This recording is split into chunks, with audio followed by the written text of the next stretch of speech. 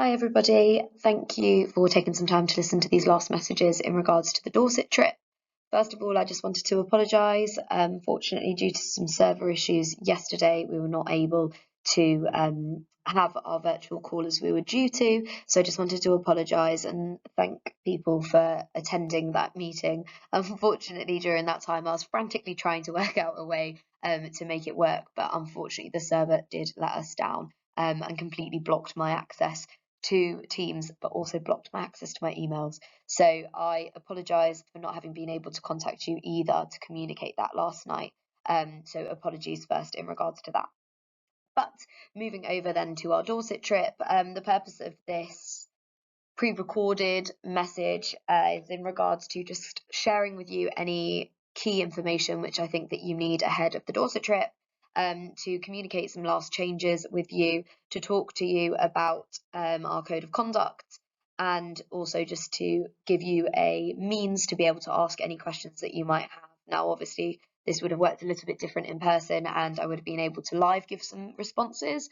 But the way that this is going to work now instead is if you could still fill in the forms at the end, and I'll explain this in a bit more depth, and then I'll send out a document on Monday with any responses to any of the questions which come up from the forms. So yeah, just going to run through some different things with you. So, like mentioned, we're going to go through a couple of logistical changes. I'll also speak a little bit about some packing list stuff, which has come up in conversations with the kids over the last couple of weeks. Again, speaking about that mutual agreement on code of conduct, and there will also be that ability for you to ask some questions. So I will share that towards the end. So a couple of logistical things that I'd like to share with you. So there's been a slight change to the departure time. Originally it had said 8 a.m. on the document. However, we are going to ask students to be here at 7 a.m. instead. We'll be leaving quite swiftly after that. It is imperative that they are here at that time.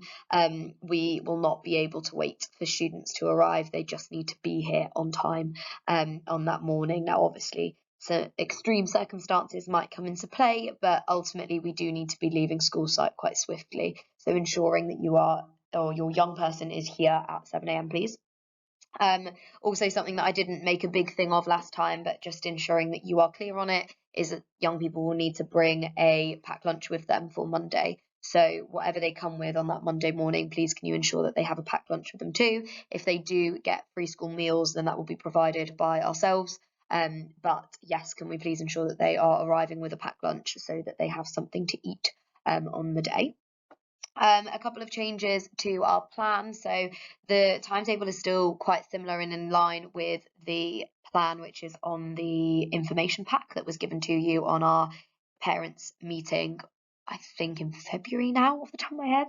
A couple of changes is that we've got an additional workshop with Kennet and Avon Canal Trust. So that's one thing that we've got. Another thing that we've got penciled in as additional is a workshop with the RSPB, and we've also got a visit to Portland Castle as additions to the timetable which was already sent out. So these things are just in addition to the stuff that is already on that timetable, and just to keep the kids a little bit more busy again. Lots of lovely opportunities for them within that too. So yeah, just some additional things there for you to be made aware of. So I did share some messaging with you in February in regards to packing and the things in which students needed to bring, and there is also that list within the parent information pack that was shared.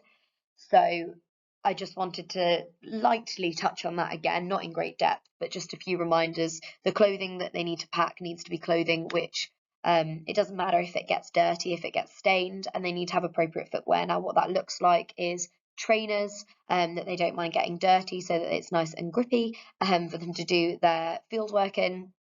And then also a better pair of shoes which they're not going to get dirty as well. So ideally 2 pairs of footwear. In regards to bags, I mentioned this, they need to have soft shell bags so that they can fit into the bus and be stacked easily. In addition to that, we are asking them to have a day bag because we will be going out for numerous hours throughout the day and they will need their stuff with them, such as their packed lunch, such as water bottles, such as sometimes we might ask them to bring a change of bottoms, for example, just in case they get wet on when they're doing their field work. So with that in mind, please can we ensure that they've got a good sized day bag. A school bag size is plenty enough. I mentioned about kitchen equipment, then again a reminder about the same.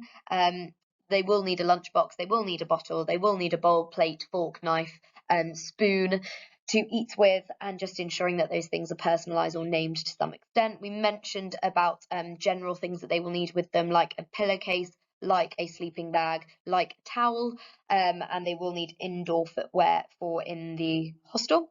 And then the other thing that I wanted to note was it would be really helpful if they could have some bags in which they could put their dirty or wet clothes into at the end of the day, so that then they're not dirtying their clean clothes. So that would be really great if we could have all students with that too, so that they can keep nice and organised in their bags, because there's nothing worse than them putting wet clothes into a bag and then it dirtying the rest of their clothes, or dirty clothes into a bag and then dirtying the rest of the clothes. So yeah, those are the main packing reminders. Something which is coming up a little bit with kids is around sort of they are a bit wary of what they should be wearing. I'm just stressing the importance of they will be moving around, so it needs to be comfortable clothes and it needs to be clothes in which they don't mind getting dirty.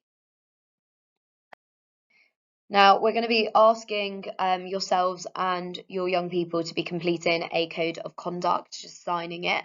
And we're going to ask for that to be returned by Tuesday, the 25th of June.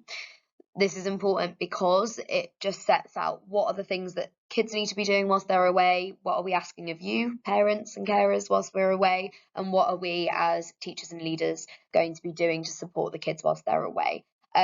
This is to safeguard the kids and ensure that they are doing what they should be whilst we are away. And ultimately, it is just a way of ensuring that we're all on the same page before we go. Now I'll be sharing that virtually with you, so as an e-copy if you would like to sign that and return it in that method, or I also will be providing the kids with hard copies. So if again you would prefer to have a hard copy, please can you ensure that your young person picks up a hard copy from school, signs it and brings it back to me. If I do not have signed and returned by Tuesday the 25th of June, unfortunately, I will not be able to allow that student on the trip. It's really important that we have those completed codes of conduct so that we're all on the same page and the trip is being run in a way which is safe for everybody. So please ensure as a matter of urgency that you do have a read through that with your young person, complete it and return it. And we have come to the end. So those are the main messages which we wanted to share with you. So just to recap, the change to the start time, so them needing to be here at 7 a.m. on Monday and ensuring that they come with a packed lunch. The need for the code of conduct to be signed and returned by Tuesday so that we are in a safe and clear position for going on the trip in 10 days' time. And that please make sure that you've gone through their bag to check that they've got all the things that they need from the packing list, and that you're confident that they have satisfied all the things that have been asked for them to bring up with them. So this is now the part which it would have looked a little bit different virtually, because I would have answered some of these questions live. But what I would like us to spend some time on now is if you could just move across to either scanning this QR code or just clicking the link on the screen. And that's going to take you to a form where you can just input any questions that you might have about the trip. So I've got a couple of examples there on the board, and we spoke about these ones last time. So things like, when can I speak to my child? Well, you'll be given a text, you'll be sent a text each day saying what time they'll have access to their phones, so you know when you will hear from them or not with some of our young people. And in regards to how a dietary is being catered for, well, our order has already gone into Sainsbury's. The students spent time ordering their own food and creating their own menu for the 4 days that they're away. So that has been checked, looked over, and the students have been leading with a lot of that, which has been lovely to see. And then finally, does my child need to bring money with them? Well, no, not necessarily, because everything is covered really within that £75 that you have contributed to the cost of the trip anyway. But if they would like to bring some money towards buying an extra ice cream whilst they're out, then that's fine, and that just needs to be cash. I really would ask that they're not bringing anything more than £10 to £15. There is really no need, and if I'm honest, they're not going to have a lot of time to buy bits and bobs anyway, because the only downtime that they will have will be on the campsite, and on the site there is not a shop, so they will not really have much chance to spend money anyway. So there's not a great need for that. So I wouldn't be concerned about sending them without money. I would say that probably that's the more reasonable thing to do, because they probably will not be spending it. So yes, so do click on that link or just scan that QR and you can send in some questions. Now, on Monday, I'll be sending out a comprehensive document responding to those questions. That will be including more of the generic questions. However, if there's a question which is more specific to your child, I will reach out specifically to you and we can have a conversation about that if needed. But if I can answer it as a general response, I will do that just for ease.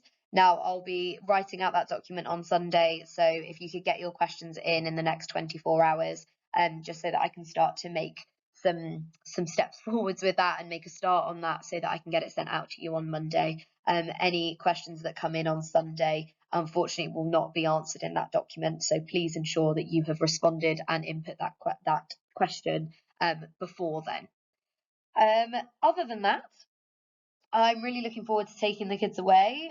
They've been really, really mature with their planning of their meals and them getting organised with that. And it's been really lovely to see them getting really stuck in with that element with their budgeting.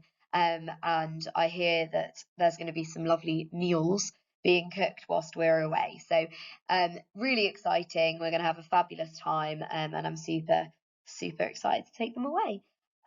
So like I said, send in those questions and I will be in touch on Monday. And please, can you ensure that you complete the code of conduct? Ideally, sit down with your young person and have that conversation together. But I need those by Tuesday to be able to then allow your young person onto the trip. If I don't have them by Tuesday, unfortunately, it is going to make it a little bit more difficult for me to be able to take them on the trip. That is something that we have to have in place to be able to take them away with us. So thank you for your time, and again, apologies for the fact that our virtual offer didn't work due to the server issues, but I look forward to hearing your questions and responding to them, and I look forward to taking our young people away. Thank you very much for your time.